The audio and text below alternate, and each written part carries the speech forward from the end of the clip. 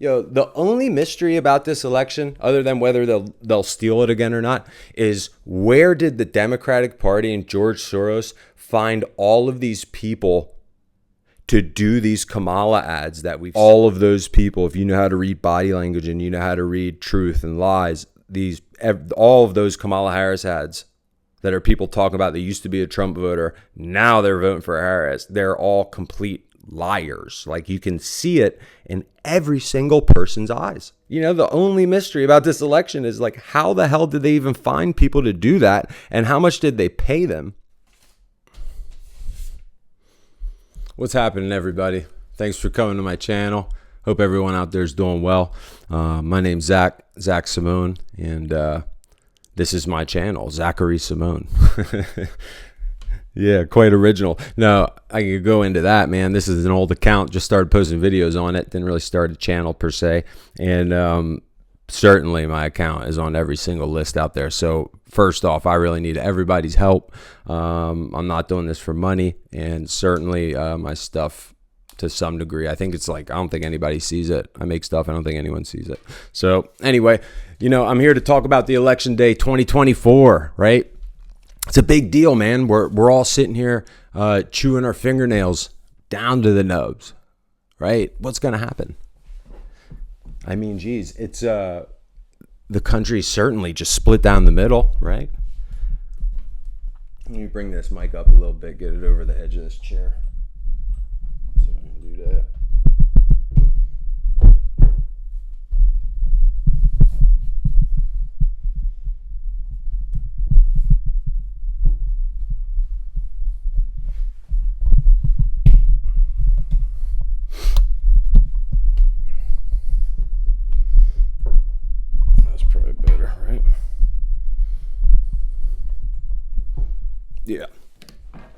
Yeah, that's much better.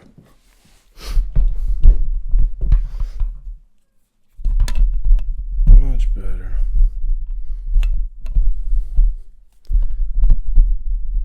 So yeah, you guys, I know everybody out there is just chomping at the bit. Like, no one knows what's going to happen.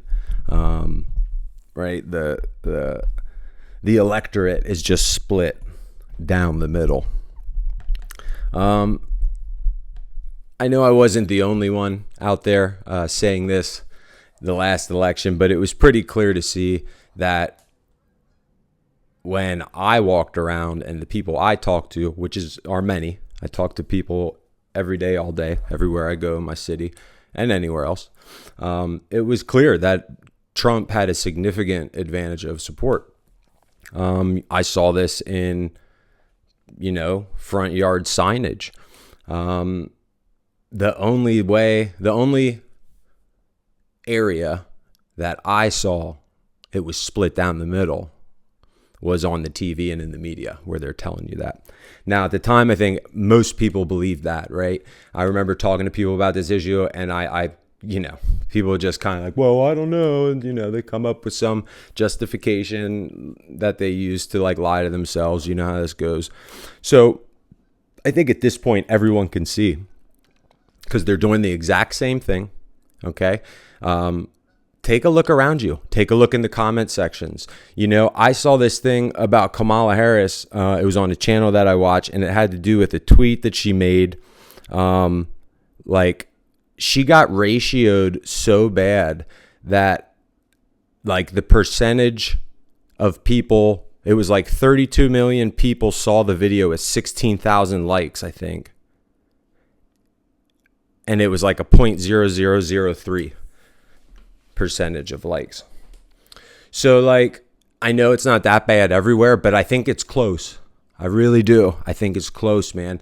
I don't think there's any support for her. I think that most people have a brain, and they've just kind of been seeing it over this election cycle. I mean, how can you not see it when they've literally attempted former President Trump's life multiple times and just kind of, like, don't even talk about it? It's just like another thing if there's, a threat or whatever. And the whole deal with what happened in Butler was just kind of, like, forgotten about. That was supposed to be, it is, in my opinion, one of the most significant moments in history. And if it would have succeeded, which it was like millimeters away from doing, we would be living in a completely different world right now. That alone should send you into alert and wanting to know what's going on and to make sure that, this election cycle plays out right. Now, the fact that they tell us to split down the middle here, right? Election day. I think most people today see it's garbage, right? So I've been saying this whole time, what we needed to be doing was, this would have been the election, definitely last midterms, to have a planned abstinence from voting. Imagine if we can get large portions of the people to not vote, and then they come out and they tell us that all these people turned out, and it's right down the middle, split down the middle. But meanwhile, in all of our towns, everyone's sitting outside the voting polls. Done deal. Done.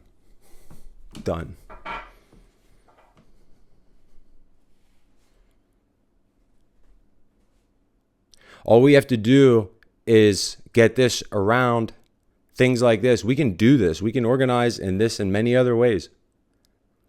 And we make word out. There's two sides, man. It's us and them. And they ain't us. Us and them. They ain't us, man. Every time you see they did this, they did that, that ain't us. They're doing that to us. We get all the people, we get us to gather in situations like that. That's like peaceful protest that will make things so apparent. They will have to fold, right? We will have to move forward in a new direction one way or another. We have more power in our hands. Anyway, man, let's talk about how this election doesn't matter, right? Pardon me, I got some notes here. It doesn't matter. The two-party political system is obsolete. I've been saying this for years. They don't allow a third party in, right? It's not just that the Republicans and Democrats are the same party, right? I know people say that.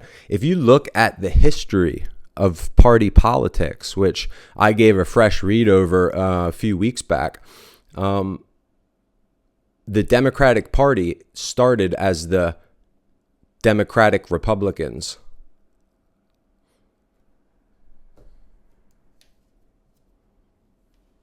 Right? Now, did you know that there was an anti-Masonic party in this country? There was an anti-Masonic party in the early to mid 1800s. It ended up looking like it got swallowed up by bigger influences that effectively drowned it out. But they had like major power. They had governor seats. They had state houses and congresses. They had some federal power. They ran for presidents. An anti-Masonic party.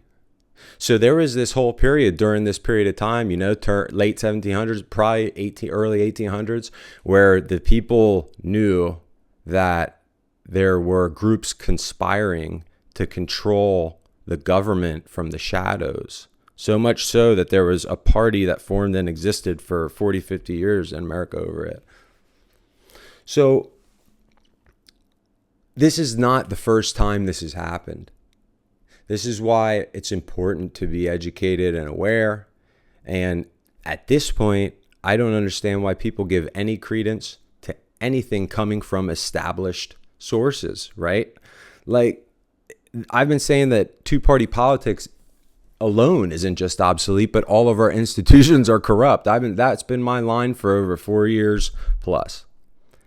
Right? And at this point, our institutions are corrupt and dead. They're broken. You can't go to any of them and have them function right for us as the people. Okay? They're all hurting us. Right? This is media we're talking about. This is healthcare, medical. This is judicial system, right? On and on and on. Government. They're all broken, right? The institutions are broken. Two-party politics is obsolete. They don't allow third parties to run. If they would allow a third party to compete and multiple parties to compete, I think we should have multiple parties. And you'd have coalition governments. I think that would at least force something. And you know what's different than what we got now. But bigger than any of that is we need corporate interest out of government, period. Because that's what I'm getting to, is that we're not just, why this doesn't just matter because, like, you know, two-party politics is obsolete, right? They don't allow third parties at all. They continue to squash them. You know, what this means is that we're not free. Some people think we have a democracy. We never really did. We had a republic, right? But neither one of those exist at this moment. Another line of mine that I've had since early 2000s is that the true form of our government is a corporate oligarchy, neo-colonial empire, right? That's what we live in right now. Right? The state of Israel is a holding of this empire. It's a colony of this empire. There's even colonies and holdings that they don't really tell us about that are very important, right? Like the oil fields in the Al Omar, maybe oil fields, I believe it is. And then there's, you know, areas of Iraq that we still control. Not much, but some of it.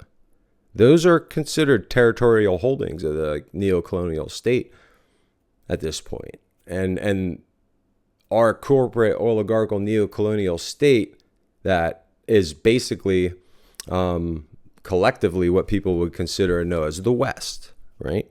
NATO and, you know, World Economic Forum, all these different NGOs, the Klaus Schwabs. We're attached to the bad people in the biblical story, right? We are Babylon. Like, I'm from Lebanon, PA. You know, peace and blessings to Lebanon and Palestine from Lebanon, PA.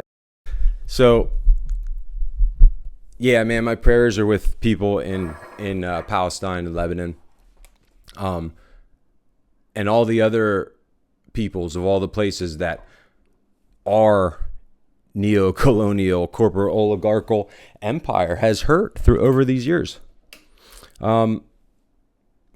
That's what we're a part of, right? And right now we're funding genocide in Israel. We're funding wars. We're doing everything we can to get to World War III, because really that's one of the only plays that our leaders have left.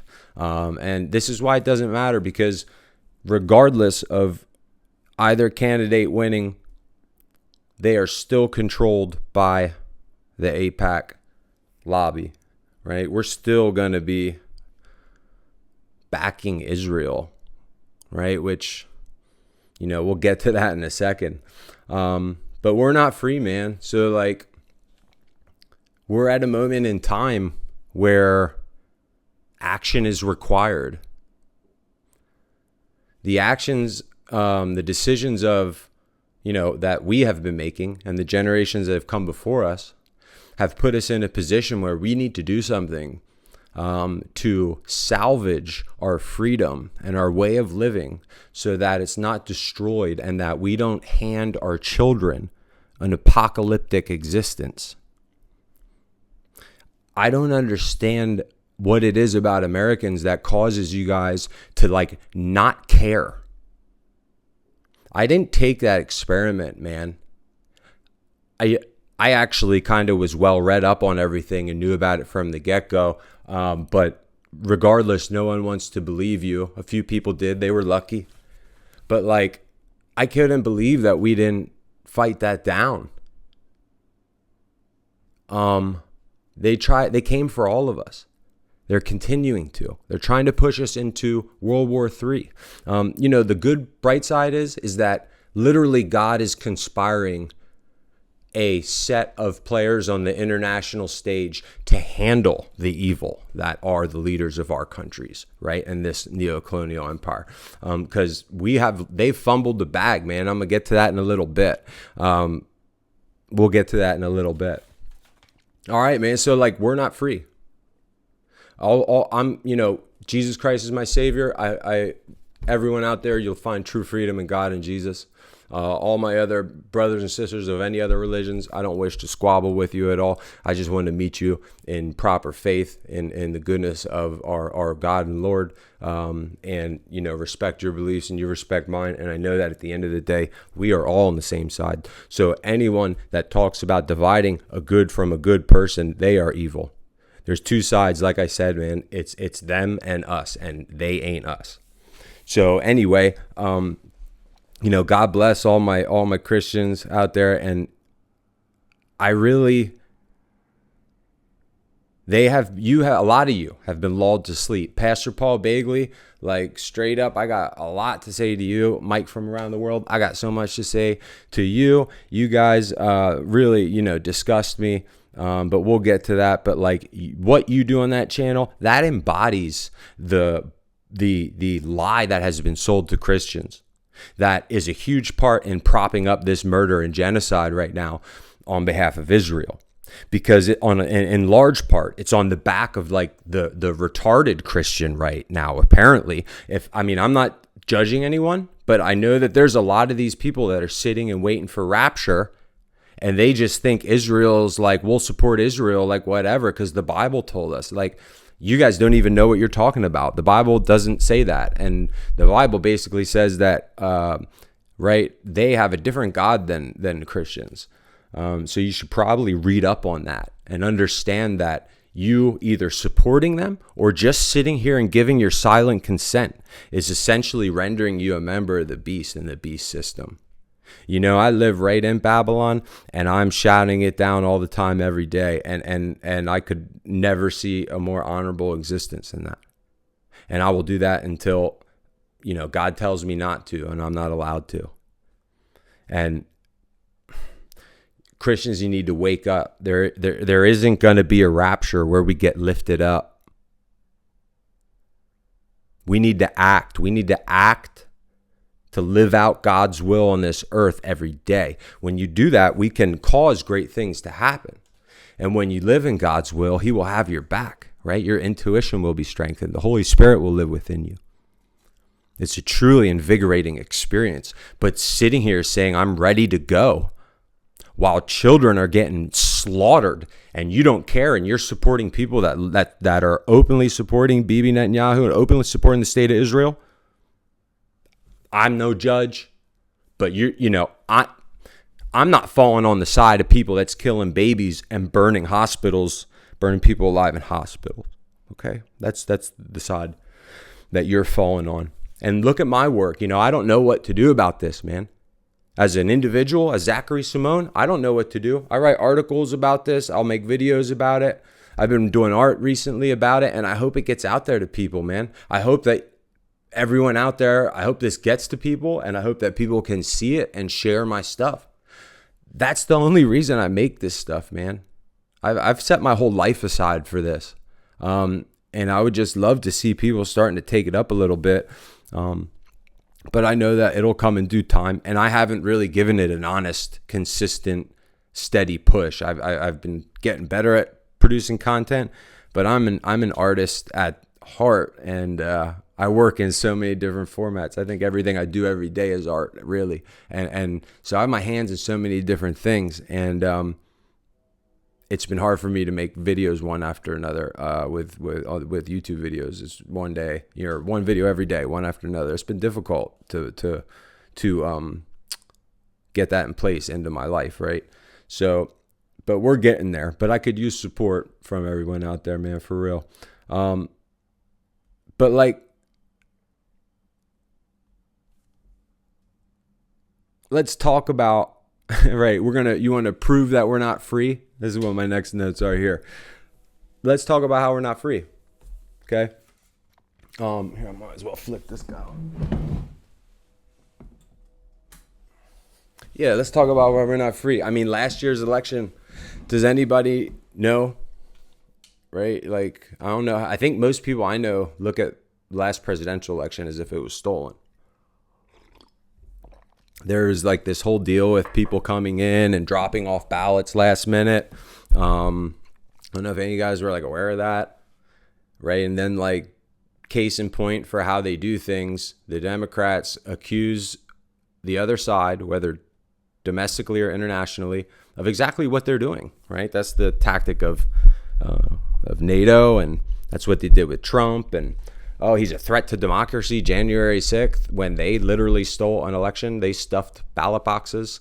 Just last week here in my state of PA, 45 minutes down Route 72, Lancaster City found all these different ballots that were false.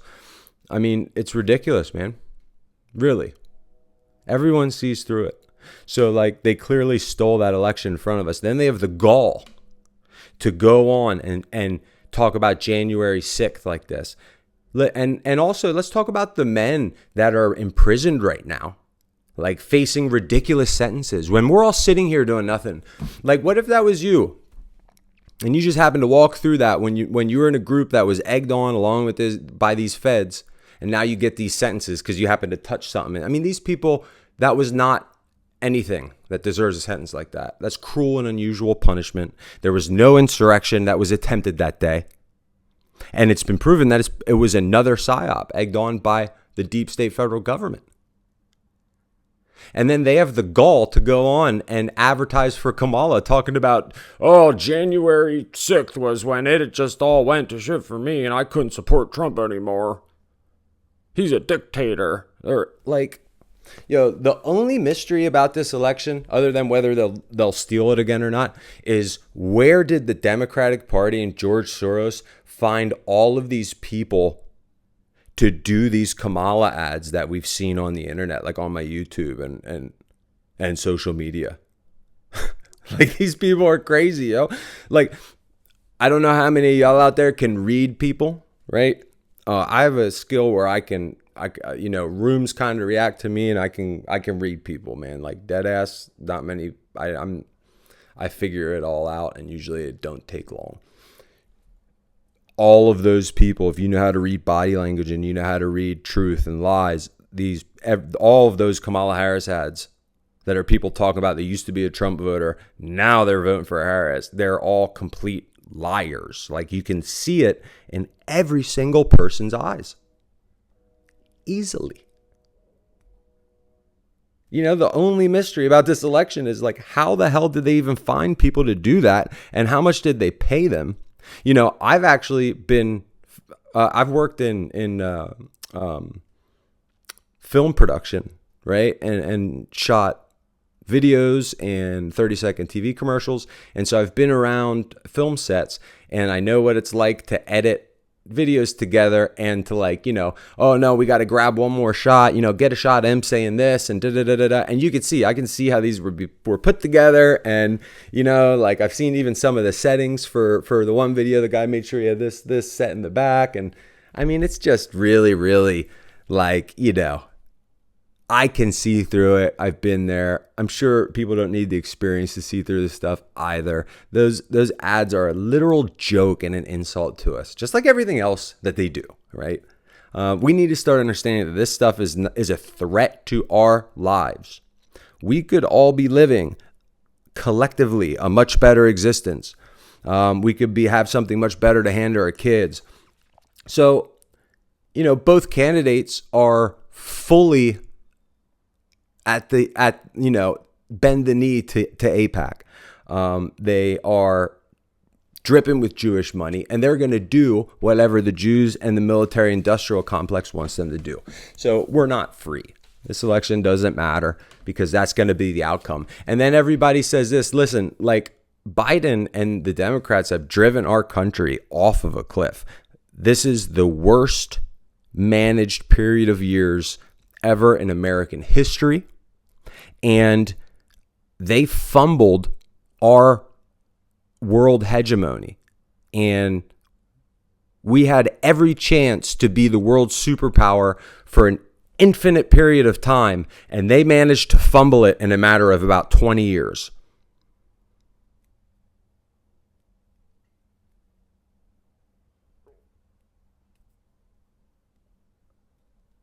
The whole time, me and people like me have been screaming about this stuff, while they just buried everything right in front of us. We lost the petrodollar. It's done, yo.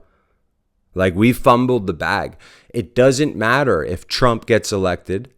It doesn't matter if Kamala gets elected, because the same corporate oligarchical empire that they're both serving has been chopped at the knees by the way it's chosen to interact with the world, the way it's backed Israel, the way it's fought Russia in the war in Ukraine, and the way it's acted geopolitically. I mean, we had the gall to step in and talk to people in Lebanon and tell them to try to start a riot and uprising in the streets, to like down talk, have our people in Lebanon, their people in Lebanon, down talk Nasrallah or Hezbollah and cause, like, we don't care. I saw they started a Maidan today. The West doesn't care.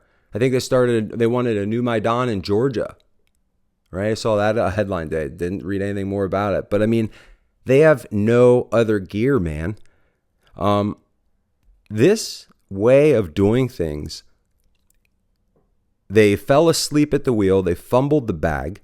And countries that have now formed essentially into the BRICS, namely Iran, namely Russia, and others, have used our laziness and our sloppiness to exploit weaknesses in the military giant. I mean, truly, Iran is like the Death Star run of reality, right? They analyzed the way that we wage war,